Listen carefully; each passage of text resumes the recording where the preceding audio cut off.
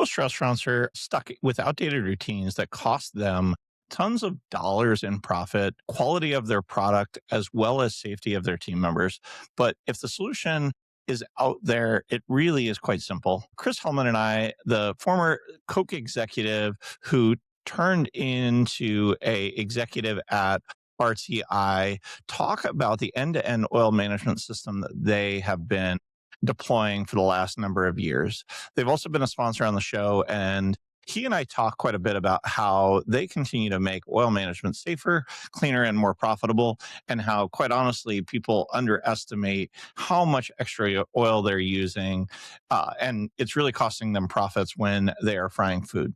He shares really cool insights as to how to get brands to adopt change and what real change management looks like to solve problems that we all face. He also talks quite a bit about their sustainability efforts and how we continue to help restaurants to fry food, but do it in a sustainable way that's making the world a better place. If you don't know me, my name is Jeremy Julian. I am the Chief Revenue Officer of CBS Northstar. We wrote the Northstar point of sale solution for multi-units. Please check us out at cbsnorthstar.com. And now on to the episode. Welcome back to the Restaurant Technology Guys podcast. I thank everyone out there for joining. As I like to say each and every time, I know you guys have got lots of choices, so thank you for hanging out. Today, we are joined by someone that has a fantastic history kind of in restaurants and lots of different ways that Chris has served the restaurants. So Chris, why don't you introduce yourself to our listeners real quick? Who is Chris? Talk a little bit about, and then we can talk a little bit about your background and then kind of what your most recent role was, because you're working with, for the last couple of years, one of our longtime partners. Yeah. No, that sounds good, Jeremy. Thanks. My name is Chris Hellmann, and I have been in and around food service and restaurants most of my life, really. I started working in the restaurant business at 15, veered off for a while, tried to have a career in advertising and marketing, and that led me to Coca-Cola. And at Coca-Cola, I spent 30 years at Coke, and I was primarily on the food service side, so the fountain business. I left Coke in 2020, and I met up with the principals of restaurant technologies, Jeff Kiesel and Alyssa Partey, and it was striking how different but similar the businesses were between what I was doing at Coke and what restaurant technologies does. Talk about that in more detail as we get into it. But so here I am, a longtime Coker that left and retired and really didn't have plans to go back to work for another company. I found this business and they found me, and it was great because I didn't have to learn a whole new business language. You know, it was like many of the same customers I've called on for many, many years while I was at Coke are customers of restaurant technologies. So I think that's kind of is a high level summary, but I've been working for 40 plus years, and I'd say 90% of that has been in food service. I love it. And I tease that I could probably be a multimillionaire if I would just start like a therapy group for ex-restaurant people or people that are trying to get out of restaurants, because your story is all too familiar with a lot of people. I too started when I was 14 working in restaurants, and my 17-year-old just got his first job at the barbecue place up the road. Yeah. And he comes home exhausted, stinking like barbecue every night. And I tease him. I'm like, it's hard work, man. Yeah. You got to take care of those people that take care of you. And so I do have a fundamental belief that I think everybody in the United States should work in the service business in one way, shape, form. So the fact that you came up through that is awesome. Jeremy, my first job was at Ponderosa Steakhouse in Canton, Ohio, as a dishwasher, and I moved my way up to fry cook. So I felt like I had a pretty good trajectory there, and then I went to other restaurants and a bunch of chains and independents later. And most of my undergrad college I spent working in restaurants also. So yeah, I agree. That's awesome. I think my kids, many of my 4 kids, 3 of them, I think maybe all of them have worked in restaurants at one point in time or not. So I agree with you, though. That's awesome. It's great training for lots of things. Yep. Well, it's funny. I too have 4 kids. Many longtime listeners know that. I went out to a restaurant opening this weekend, and my 10-year-old, who's my youngest, I've got 20 down to 10. My 10-year-old finally got to go to a kitchen for the first time. We were doing like a new restaurant, friends and family, and they invited us back in the kitchen. She's like, "This is so cool." I was like, "Babe, every one of your siblings has gone through this, and all of them have worked in some form of food service so far." And now my 17-year-old, he's I was traveling down your neck of the woods, and got to see him last night after his shift, and kind of picking on him. I'm like, "It's a lot harder than it looks, right, buddy?" He's like, "Yeah, man. They just keep running you ragged." So, Chris, talk to me a little bit. Why don't we set the stage for what you were doing at Coke? Because I think it's pretty impressive what you guys were able to do and kind of how much you guys have been scaling. Because I think it'll really go into our conversation about why you felt like there were such similarities with what you were able to do with RTI. Sure. Well, I started at Coke when I was 28, and I was coming out. I worked at an advertising agency in Atlanta, and I thought my career was all going to be in advertising, right? And so I got an opportunity with Coke in the marketing group, and I thought for sure this is going to be 2 or 3 years, right? I'm going to do this and build my resume, build the client side of marketing, and then go back to an advertising agency, at a bigger job and further ahead. Well, best laid plans, right? So that 2-year plan turned into 30. And my career at Coke was really mixed. I mean, I started in marketing. I moved after about 5 or 6 years in marketing. I moved to a sales role. I was running the Sonic restaurants business for Coke. Okay. Went back into marketing for a while. Then I went and did a international position in commercial leadership. There again, working with many restaurant brands around the world. And then I ran the global Subway business for Coke. So that was one of the highlights of my career. That was in a moment where Fred DeLuca was still alive, the founder of Subway, and the business was really strong and on fire and growing, and a lot of expansion, a lot of international expansion. And like I said, I had the responsibility for that P&L for all of the Subway restaurants for Coke, all the business that we did with Subway. From there, I completely changed gears and I went and I was the general manager and VP for the freestyle division. So, you might say, well, gosh, why is a marketing guy, sales guy qualified to go run a technology department that's all about innovation and equipment innovation? And I probably wasn't, but I sold my candidacy and I sold myself in the interviews as I'm not an engineer. I don't have a strong technology background, but what I've been able to demonstrate along the way in many different jobs here at Coke, successful business planning and results. And I said, what freestyle, this is about 7 or 8 years into the life of freestyle. So what freestyle needs right now is a rock solid business strategy and plan.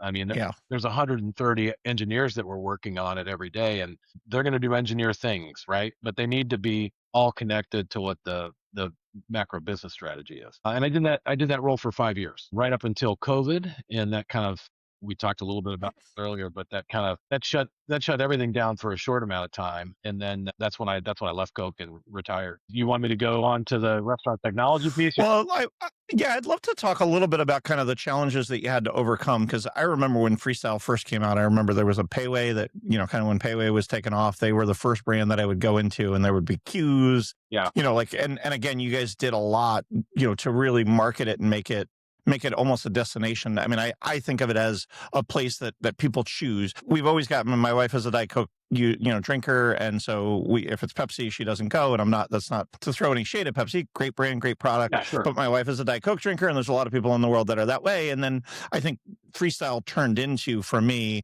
one of those really ways that people are driving behavior because the product is good. And I think part of why I'm asking about that, Chris, is engineer, it was great, the way that they did the bits and the whole 9 yards. But early on, I even remember when the machines would break down and they couldn't figure out how to use them and all of that. And you talk about the sales aspects of it, because ultimately you're trying to deliver a great product. And part of why I'm asking about what you ran into on the sales and marketing side for Freestyle, I think comes into product and innovation with what RTI. And we've had 3 or 4 people on the show, and it's amazing to me. And I know that we'll get there. You can tell bad oil, and you can tell good oil, and you can tell well-maintained oil, and you can tell, So I'd love for you to talk a little bit about those learnings and how you were able to bring some of those to, those over to RTI. Sure. Well, let me kind of hover a little bit in the freestyle world. One of the biggest learnings I've had along the way about the restaurant business, whether you're selling to the restaurant business or you're working in the restaurant business, the operator is there to serve guests. Yes. And freestyle was an amazing invention. The technology that was built off of microdosing from the medical field, it's just short of amazing, really. To be able to do 200 flavors and brands out of that footprint is crazy. Yes. What we underestimated was the impact on the ecosystem in the back room. What I've learned over and over and over again in the restaurant business is if you bring something that is too complicated or is gonna get in the way of serving guests and is off of the normal line of business, you got real challenges built in. If I'm a Wendy's, I'm in the business of delivering great hamburgers across the counter over and over and over again, right? I'm not in the business of taking care of some complex technology. Sure, it can grow my business, but it can also kind of get in the way of my business. So I think we learned early on in the freestyle days, we can't give the operators too much task or homework that's different than serving their guest or that's off that path. And I swear, Jeremy, I've learned that over my career over and over and over again. I think we got better, and I think it's even better now. I've been gone for 5 years, but the pathway and the innovations in freestyle have all been about simplifying the original proposition, Yeah. right? So I think that whether you're selling a point of sale system or a soft drink dispenser or a coffee maker or an oil system, it has the value proposition that has to be real is that it complements the systems that are in place. It either makes them more efficient, faster, better tasting. If you have a novelty that is a nice shiny object that may drive some traffic in the short term, but is too hard to deal with and Yep. isn't sustainable, that's where you get in trouble a little bit in this industry. I love that thought, and I think that all too many. It's funny because I get on calls with engineers and I get on calls with people that are writing cool software, and they're like, I just don't understand. The math on the spreadsheet just works, and it's like you don't comprehend. These people have tens of thousands of things to do every week, and so you've got to figure out how to save them time, save them money, so that they can hire more to be able to do this work. But if it's not complementing what they're already doing and already part of a workflow, or making it better, you're ultimately going to, if it makes their job harder, they're going to buck the system. And so I guess let's flow that into where you've seen RTI grow over the Yeah. last 3 or 4 years. And I guess what caused you, I guess let's start with the founding principles that you met with, because I love their story and I love who they are and I love how passionate they are about doing exactly what you talked about. And I'm Yeah. hoping that that's kind of what made you come out of retirement to spend some time with them. And then then we can jump into kind of what you've seen at RTI over the last couple of years. Well, sure. First, I did hit it off with the CEO Jeff Kiesel and Alyssa Partey, who was at the time she was the chief people officer, and we actually met in the back room of the Zaxby's, and that's the first time I met those guys, right in Atlanta. I was introduced to them through someone who had been on their board, who used to be one of my bosses at Coke. So that's how we got the introduction. They came into to meet with me, and we were just going to have dinner and talk about, at the time they didn't have a chief commercial officer. So we were just going to chat, right? So I meet these guys in the back room, and man, the CEO and the chief people officer, they knew so much about the back room of that restaurant. It blew me away. It's Mhm. like this isn't the first time they've stepped into the restaurant, or into the back room for that matter. Jeff knew the system from end to end, and he understood the business, and he understood what I was just talking about too, about making it frictionless. Yep. And it was kind of overwhelming, and it was really exciting. And so that from that first meeting, there's part of it that was people. But then as I got into the actual business of what they do, couple things. So it's end to end oil automation. Truck pulls up, delivers fresh oil, kind of through a fire hose into a tank in the restaurant. That gets sent to the fryer as needed. And then the used cooking oil goes to a second tank. And then the truck comes back and we recycle that. So actually not back, but when the truck delivers fresh, they also take away. Take back their waste. So it's a closed loop. And as I dug into it more, there's no real organized competition for that. There's companies that take away used cooking oil, and there's certainly obviously plenty of companies that deliver fresh. And there's some systems that are kind of like RTIs, but not exactly. So as a marketing guy who's looking at a market and looking at this and saying, holy crap, they've got about 15% market share in a huge With a huge industry upside, right? that doesn't have a lot of organized competition. Okay, Yeah. those are pretty cool things. Mhm. And as I got into it more, what I really learned is that there's plenty of competition for pieces of it, but the main competition for RTI is status quo. Even though commercial kitchens, most of the operators will always tell you the worst part is oil, dealing with oil, dealing with oil, dealing with hot Yep. oil, moving used cooking oil, but they know how to do it. Restaurants have been using cooking oil forever and ever. So one of our biggest challenges is translating that value proposition into, we're going to transform your oil business. And that's a little bit of a hard sell when you've got a restaurateur who's been doing something for a long time and doesn't want real disruption, right? Yeah. Doesn't want to, okay, I got to install these and it's a 5-year agreement. So I'm proud to say we've grown quite a bit over the last 3 years, and I still think there's an amazing runway. But that's what really attracted me to it, the opportunity, the addressable market. And then, Jeremy, I mean, this is a little bit more personal, but I've sold a lot of plastic in my time, and I've sold a lot of sugar in my time. And the notion of a system that actually recycles all of this used cooking oil, Yep. 350 million pounds to be exact, and puts it to good use instead of a landfill was also kind of attractive to me too.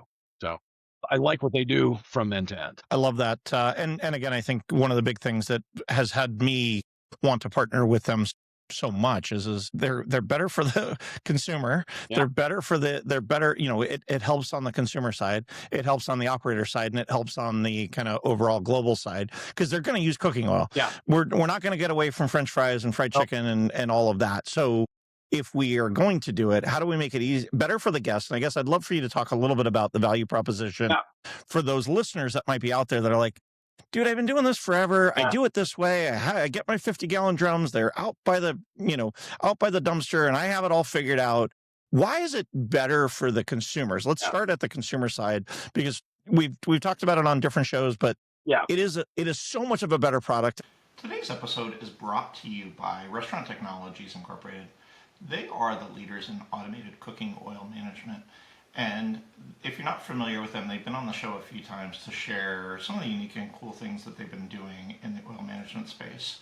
They have an end-to-end closed-loop automated system that helps deliver, monitor, filter, collect, and recycle your cooking oil. Sounds like a lot. It's because they do a ton to help clean up one of the dirtiest jobs and most dangerous jobs in your kitchen. You can check them out by visiting RTI-inc.com or by calling 888-779-5314. They've already helped over 45,000 customers in the United States with their cooking oil, so clearly they're doing something right. Now back to the episode. And now that I've gotten educated, I can tell when it's bad. I can tell when it's not being done, and it annoys the crap out of me. No different than I'm in the point of sale business. Every restaurant I go to, I know what point of sale they have. I know where they were before. In that, Got it. I now notice it. So I'd love for you to talk a little bit about the value to the consumers before we kind of talk about the value to the restaurateurs. Well, first I will say I'm a big Diet Coke drinker too, and I know when I get one that's out of date. You know what I mean? It's like this, and you look at the bottom of the can, it's like, okay, this is out of date 3 months. You can just tell. Yeah, or the mix is off. The mix is off on a fountain, right? You can tell. You're like, oh, that's got to drive you crazy. Yeah. Well, the value proposition, I've spent most of my career working on value propositions for the restaurant industry. So this one is so compelling to me on so many different levels, but I'll start with the consumer. Fresh cooking oil matters. If an operator is overusing their cooking oil, and it's gonna really affect food quality. And if they have no real mechanism to tell when it's time, and they're counting the days or the hours or the pounds of food they're putting through there, it's not that scientific. And then all of a sudden, you have a 16-year-old kid like I was working back in the day that's, doesn't really know or care, or it's going to affect food quality. So that's a big, big part of our value proposition.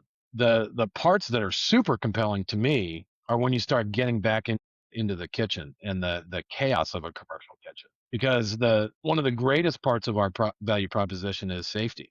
When you're not moving around oil, you're going to cut down on injuries. It's a fact.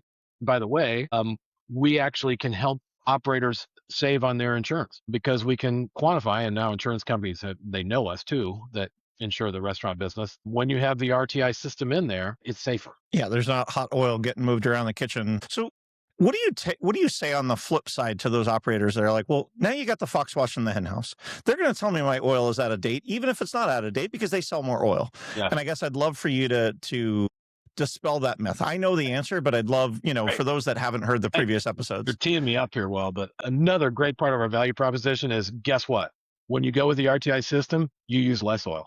It's really Yep. super counterintuitive, but when you're cycling it and you're monitoring it, because sometimes people are changing out their oil too much, too frequent.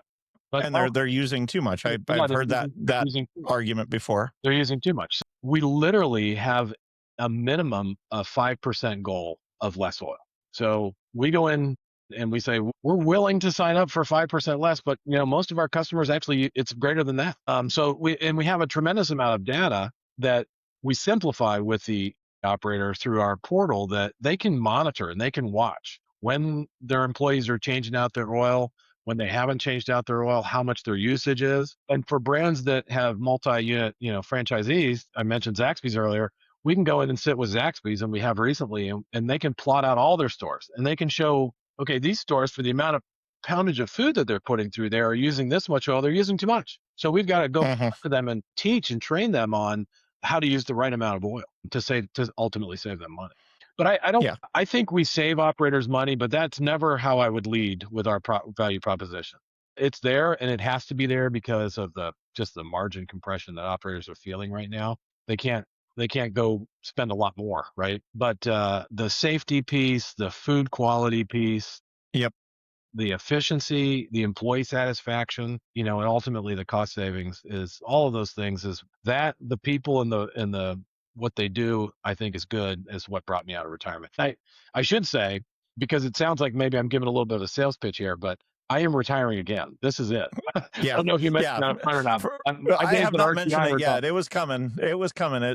So for those listeners that are listening to this, by the time this episode comes out, Chris will be off on the lake somewhere, on the boat, hanging out in retirement again. We're building out a Sprinter van right now, so we'll see how that goes. For you. So Chris, one last thing that I want to kind of, I guess, let you brag a little bit about on RTI. And your colleague Diana came on a couple, maybe 18 months ago, to talk a little bit about your guys' initiative to recycle that oil, and where does it go, and why is it such a big piece of what it is that you guys do? Because you guys could just dump it in the landfill, and it probably costs you more money as a business to recycle it and turn it back into good for the world, or better for the world than it would be otherwise. And I'd love to help you, tee you up to just kind of brag a little bit on what RTI does there. Well, it's not all philanthropic, right? There is a market for used cooking oil. And because of our process and our ability to extract it right out of the restaurants, that's some of the most valuable used oil out there. You can get oil from a lot of different sources, but where it goes, Jeremy, is biofuel. So it all becomes biofuel. And we have agreements with Phillips 66 and other refineries who take that oil, and they turn it into fuel. So there's a value to that oil. And what we do with our customers is we track all of that, how much we're pulling out of a restaurant. And we have a deal, an arrangement, where we share in that value with our customers. So if we extract X amount, we turn it into biodiesel, we literally will rebate that back to our customers. So when they see an invoice from RTI that is for their fresh cooking oil, they'll see also a rebate on there for the used cooking oil, and we can track it down to the pound. So there's a lot of companies out there that will collect used cooking oil, but it's nowhere near as scientific. And maybe you'll get some rebate money, maybe you won't. Maybe they'll pick it up when they say they're gonna, maybe they won't. But since ours is in the same process as delivering the fresh, you're never sitting on a lot of used cooking oil. So it is a good thing, but there's a business side to it, right, that has value to it that we've been able to tap into and share with our customers. Yeah, no, and I do think it's still, while it's not 100% philanthropic, it's still so much better than the alternative, which oftentimes is not good for the world. Last year, I think we did somewhere in the neighborhood of 350 million pounds of recycled oil. So that we're the largest recycler of cooking oil in the U.S. And that's important. I mean, business or not, that's oil that's not going into a landfill, like you said. Love that. Last question, I guess, ahead of retirement, Chris. Yeah. You talked a little bit earlier about just kind of your learnings when you've gone into restaurants. Are there any other learnings that you would give our listeners as they're kind of, trying to grow their business, trying to help their business, help serve more customers, help, gain Yeah, more customers, whether it's a restaurant brand, because there's restaurant brands, a lot of restaurant brands that listen to this. yeah. There's a lot of restaurant technology companies that are on the show or listen to the show. What are some learnings and some things that you would, I guess, remind people ahead of retirement that says, what are these gifts that you would give, Yeah. saying, you got to think about these one, two, or three things? Well, so I'll start with a little bit of empathy for restaurant operators right now. It is tough. I mean, it is the margin compression that operators are dealing with right now is significant. And It's rough. yeah, it is. And it is the cycle from COVID through where we are today. I think many operators kind of during and just after COVID were able to pass along a lot more pricing. I mean, we've just seen it. We've seen same store sales have gone up, but traffic has been flat to down. So how's that happen, right? Price. I think consumers are in a situation right now across the board where they're watching every dollar they spend, and they kind Yes. of said no more price increases in food service. So that's not anything any of your restaurant operators are listening to this and saying, "Oh God, that's a great insight." They're living it every day, right? That's what they're living right now. So I think the answer is tightening down on the differentiation and the value that you deliver to your customers, to your consumers, right? It's not that I'm not spending money at restaurants, because I am, but I'm being more selective. Hmm. I'm not saying, you got to add in all this extra quality or high quality. It's like what you're good at, you've got to double down and be really good at. What's driving your customers to your outlets is you just have to be better than anybody else, because customers are voting pretty quickly now because of the inflation and the shortage of dollars they have. So Yep. that's one. I think to the people who service the restaurant industry, I'll go back to what we talked about earlier, Jeremy, and that is your value propositions better really add value. Because if not, you're not going to be around very long. You're not going to be able to Yep. follow this industry very long before it becomes evident that this was a good idea or this was a nice thing to maybe drive a little bit of traffic quickly, but it's not sustainable. It's got to be sustainable. It's got to deliver value, especially today against all this compressed margin. Yeah, because they're operating with less people in the stores. They're Yeah. operating with less profitability. Many operators are operating with less people, so it's Yeah. like it's got to be additive to, not extra work for them. It's got to be Sure. additive to their bottom line. Yeah. You know, bar none, or you're not going to last long. To your No, point. you're not. I don't think so. And I think that to that comment you just made about less employees, there is really a move, and it's going to continue, I think, to automate more and more parts of the commercial kitchen. But they have to just really deliver real value to the Yep. P&L and real value to the process. Yeah, we talk about it often on the show. Of tech for tech's sake is worthless. Yeah. It's got to deliver business value either to the customer, Yeah. to the operator, to the business unit above store or corporate, or all three. The best are the ones that deliver to all three. It's better for the customer, it's better for the operator in the stores, and it's better for the bottom line of the Yeah. business. And so That's right on. I couldn't agree with I it. love that. And I'll also say this in parting, I guess, but one of the things that's always driven me and drove me to the restaurant industry and has kept me in it is look at what's happened since COVID in the restaurant business. The innovation that operators have muscled through it's amazing. Whether it's Hmm. the different forms of delivery or takeout or ordering through apps, it's a source of pride for me. I mean, it's like it's nice to say we work in this industry because this industry came out swinging during COVID, Yeah. and some really great things happened. Well, the creativity of the operators is amazing. I shared with you before we hit the record button. I was with an operator this week, and we were joking about something. He's like, "Dude, we'll figure it out. We're operators. We've got it." We were teasing about systems going down. He's like, "Dude, we just go manual then." He's like, "I lost power in a store, but my hood was still working, so we were cooking burritos for people. Like it's just what they do, and I love it." And it's part of what I think brings us all back to, Okay. and really restaurants are so much at the center of our communities in the United States and really around the world. Is a lot of people gather around food, so it's so important to make sure that they can be successful and continue to thrive, because if they don't, we all lose something. For sure. For sure. Awesome. Well, Chris, I know that you're getting off, riding off into the sunset, but if people want to learn a bit more about RTI and how they could engage with them, how would you suggest they go there, and what can they expect to have Well, happen? the easiest way is just to go to the website, right? So Restaurant Technologies Inc., RTI, you can find us online. Yeah, and if you're interested, there's plenty of opportunities on our website say I'd love to hear a little bit more about it, and someone, you'll get a live body. Someone will follow up with you really quickly. Yeah. Well, Chris, Thank thank you. you for